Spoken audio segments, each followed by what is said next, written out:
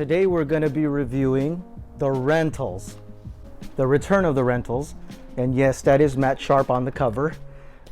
This album is a fantastic album. If you don't have it, run and go get it.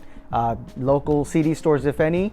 Amoeba's a good option, or just order it online, or do what I do. Go to a thrift store, the music section, and just start searching. You'll find a lot of cool music there. I was a teenager and I traveled to these locations, to the Wiltern, I believe, on Sunset, to check out the band, and they were the opening act for Blur. Matt Sharp is an underrated artist, in my opinion. He is an extremely talented individual and one of the founding members of Weezer, Blue Album, of course, and Pinkerton. A lot of people don't know that, but he is incredibly talented. This album was released on Maverick Recording Company back in 1995.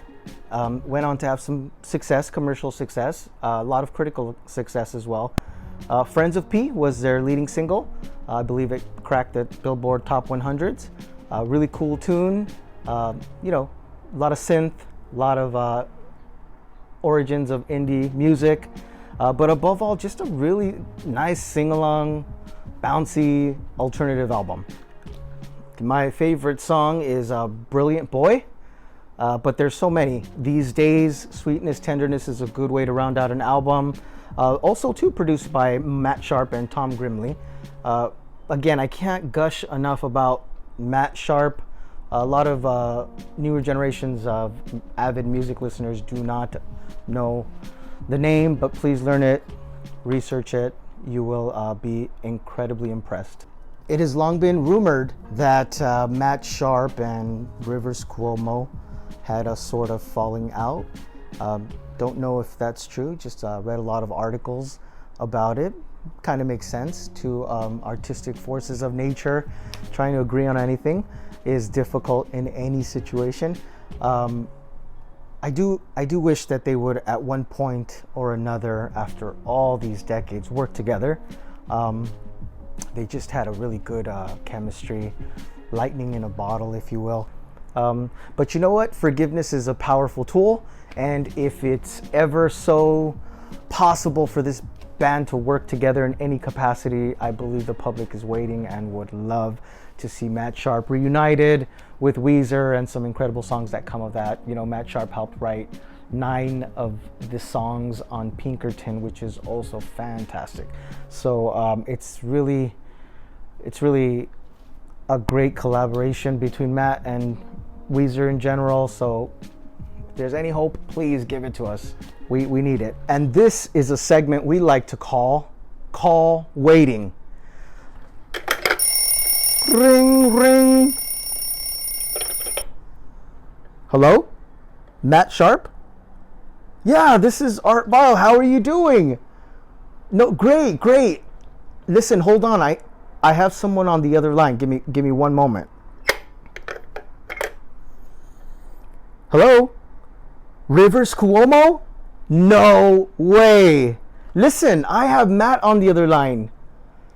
No. I think it's important that you guys discuss this world tour of the Blue Album and Weezer Pinkerton. I think he might go for it. Hold on. Let me ask him. Hold on, Rivers. Give me 1 sec. Wait. Okay, thanks. Matt, is that you? You're never going to believe this. I just spoke to Rivers, and what he told me, are you sitting down for this? He's willing to do a world tour of the Blue Album and Pinkerton. Yes! That's exactly what I was thinking. Listen, I'm going to leave you two to get to it, but I expect this to be announced no later than the end of the week, okay? We're all waiting for it. It's about time. Thanks. Now, a lot of people will say that the Rentals are, very similar to Weezer, and I can see that. There's a lot of similarities, but make no mistake, Matt Sharp is just a wizard when it comes to synth creativity and guitar and drumming. So rest assured that although there are similarities, it is an album all its own, and it really does have a different sound if you really pay attention. I'm talking from a musician's point of view, where you can really break it down and listen to the heavy bass lines matching the drums and the floor drums, and just look at the production. I really give a lot of credit to Matt for the production on this one. He is the visionary behind that kind of quirky but cool underground garage sound that has been emulated throughout the industry for very, very many years. Just take a listen, you know, and if you like music as much as I do, you're not going to just listen to the catchy chorus lines and silly lyrics. You're going to actually see that there is a variety of instruments, and the arrangement of them is just really cutting through, and you can start to see the brilliance in it in those slow moments of every song. Listen to a song Waiting, a little bit jumpier, funner, but nonetheless still has this underground type of, you know, you get the feeling you're in a backyard with them, but in reality it's a very well produced album. Kudos to Matt and to Tom Grimley for that. Again, this album, it has 1, 2, 3, 4, 5, 6, 7, 8, 9, 10 tracks that you can listen to all the way through. I love an album that you can just sit there and not have to skip, you know, not have to fast forward, that you can just let play, and before you know it, you've sung along to one big musical song. Whether it be, even though it's 10 tracks, you just feel like it's one great song after another after another. You don't get that anymore. We get you know, one hit wonders or one or two radio friendly songs, and the rest is just not so good. I believe in the 90s, when I was growing up, you need to at least have an album that consisted of at least 5 really good songs, and you know, at least half of the album was good, and the other half, you know, questionable, but that was enough. That standard has been lowered so badly with music nowadays. As long as you have one decent song, you can continue to make music. Unacceptable. Unacceptable. No. It's a no. It needs to be good. It needs to be really well created and thought out, not just manufactured and produced. So listen up. Listen, all you record labels out there that are just trying to manufacture artists, let them do their thing, and you will be pleasantly surprised. And so will the audience. I think we are all very hungry for good music, and I'm hoping that there's this alternative indie slash, you know, underground rock movement happening. At least it feels that way.